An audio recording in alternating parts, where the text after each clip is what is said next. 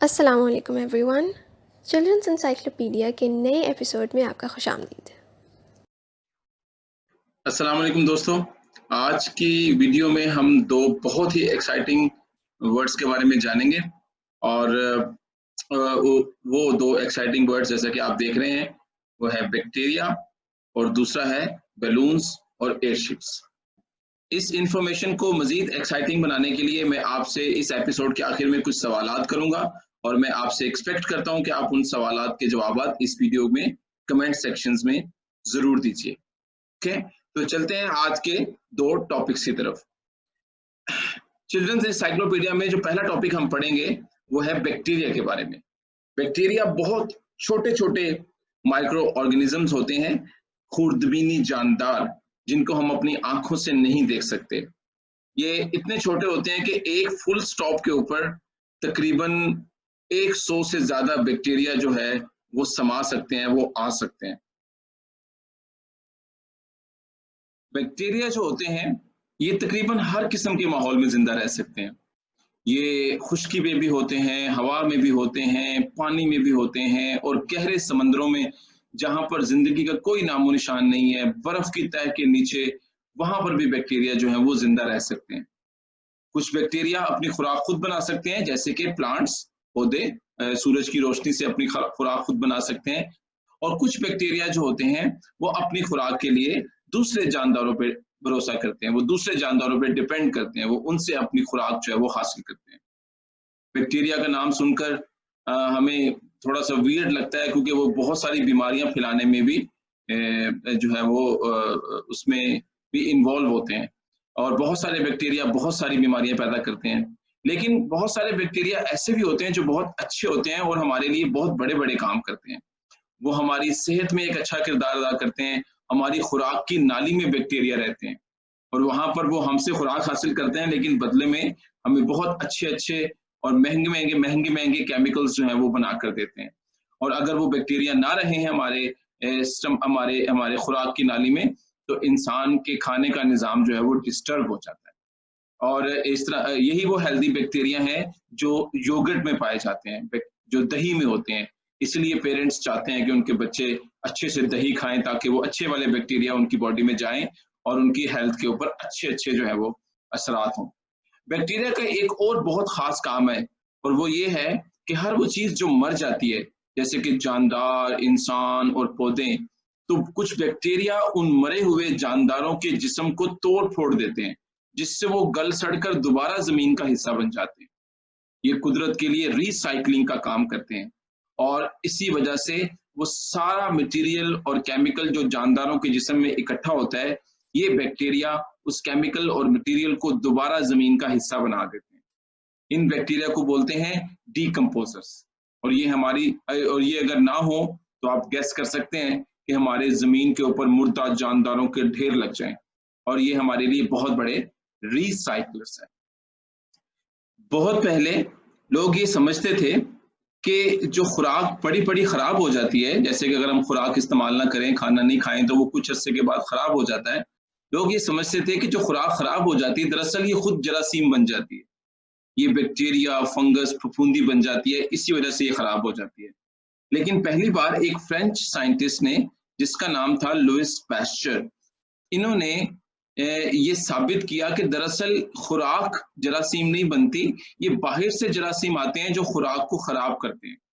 इन्होंने क्या किया, इन्होंने साबित किया एक एक्सपेरिमेंट की मदद से, जिसमें उन्होंने एक खाना बनाने के बाद एक खाने को हवा में रखा और एक खाने को सील करके रखा शीशे के बर्तन में, और जिसकी वजह से शीशे के बर्तन में रखा हुआ खाना जो बैक्टीरिया से महफूज था वो बच गया, लेकिन हवा में पड़ा हुआ खाना जो है वो खराब हो गया। जिससे पहली मर्तबा इन्होंने साबित किया कि दरअसल ये चीजें बाहर से आती हैं जो इनको खराब करती हैं।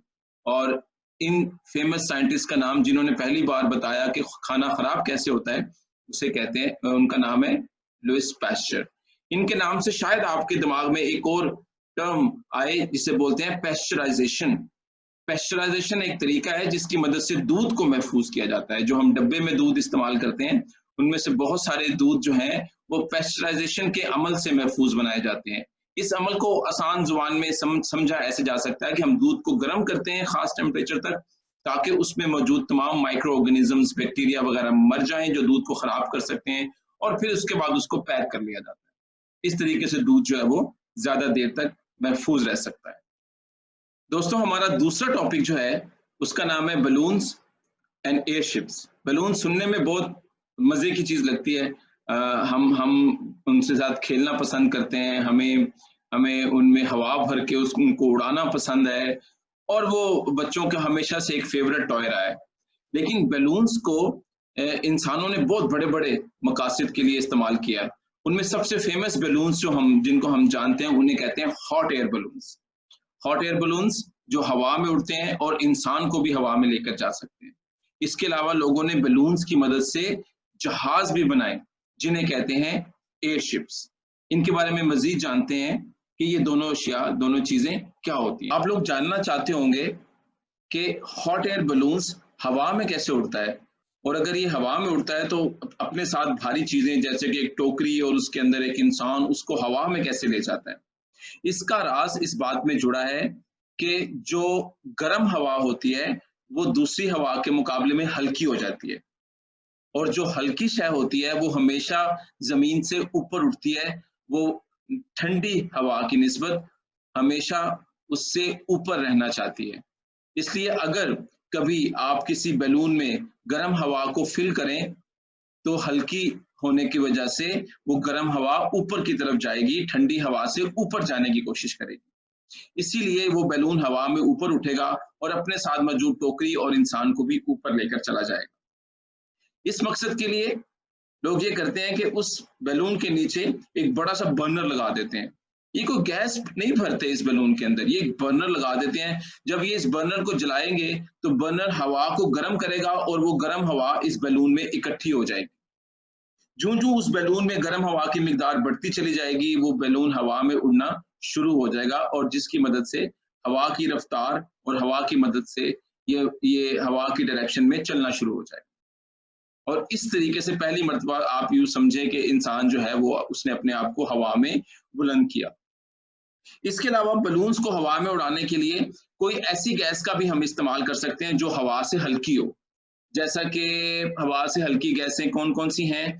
हीलियम हवा से हल्की गैस है, हाइड्रोजन हवा से हल्की गैस है। जो हम बैलून्स इस्तेमाल करते हैं जिसमें हम गैस भर के लाते हैं, जो हवा में उड़ते हैं, उनके अंदर हाइड्रोजन गैस भरी होती है।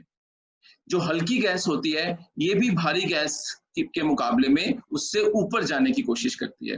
तो इसीलिए अगर किसी बैलून के अंदर हाइड्रोजन गैस होगी तो वो हवा में ऊपर की जानिब उठने की कोशिश करेगी, क्योंकि हवा में बाकी गैसें उसके मुकाबले में भारी हैं। तो हर हल्की गैस भारी गैस से ऊपर जाने की कोशिश करती है। तो अगर किसी बैलून में हाइड्रोजन गैस फिल होगी तो वो भी हवा में ऊपर जाने की कोशिश करेगी, जैसे कि हम आमतौर पर बैलून्स में देखते हैं। लेकिन इसमें एक छोटा सा नहीं, बहुत बड़ा सा खतरा है। वो बड़ा सा खतरा ये है कि जो हाइड्रोजन गैस है ये आग पकड़ सकती है, ये जल सकती है। शुरू में लोगों ने जो एयरशिप्स बनाए थे, अगर मैं आपको दिखा सकूं, इस तरह के एयरशिप्स, इन बड़े बड़े एयरशिप्स के अंदर उन्होंने हाइड्रोजन गैस भरी। जो वो इस बड़े से बैलून में हाइड्रोजन गैस भरते थे ये हवा में ऊपर उठना शुरू हो जाता था। इसके साथ इन्होंने एक केबल लगाया जिसमें लोग भी सफर कर सकते थे, और ये प्रोपेलर्स यानी कि हवा के पंखे लगाए जो इसको धक्का मारते थे, पुश करते थे हवा में ट्रेवल करने के लिए। ये एक बड़ा इनोवेटिव सा तरीका था हवाई जहाज बनाने का, और इसे एयरशिप्स कहते हैं। शुरू में लोगों ने कहा कि ये काम कितना आसान और अच्छा है। उन्होंने इसमें बहुत सारी हाइड्रोजन गैस भरी, जिसकी वजह से ये हाइड्रोजन गैस से बना हुआ बड़ा सा बैलून इस केबल को लेकर हवा में ऊपर सक्सेसफुली, कामयाबी से प्रवास करना शुरू हो गया। लेकिन हाइड्रोजन गैस जल सकती है। इसकी वजह से बहुत पहले एक बड़ा खतरनाक हादसा हुआ। तकरीबन 1937 के अंदर एक बहुत बड़ा एक्सीडेंट हुआ जिसमें इसी तरह, जिसको हिंडनबर्ग बर्स्ट कहते हैं, इस हादसे में तकरीबन 35 लोग अपनी जान से गए, क्योंकि हाइड्रोजन से बने हुए इस बैलून के अंदर आग लग गई थी। इसलिए हाइड्रोजन इसके लिए बहुत सेफ नहीं है। जिसके बाद हाइड्रोजन को दूसरी सेफ गैस से रिप्लेस कर दिया गया जिसका नाम है हीलियम। तो एयरशिप्स के अंदर और बलून्स में हीलियम गैस का इस्तेमाल करना शुरू कर। ये बहुत महंगी गैस है, बहुत कम मिकदार में होती है, हवा में बहुत थोड़ी मिकदार में होती है, इसको हवा से ही हासिल करते हैं। हीलियम गैस जलती नहीं है, इसलिए ये काफी सेफ है और ये काफी दूर तक, काफी बुलंदी तक बैलून को लेकर जा सकती है। और इसी की मदद से दुनिया का सबसे बुलंद परवाज वाला बैलून बनाया गया, जो जमीन से तकरीबन 34.7 किलोमीटर बुलंदी तक गया।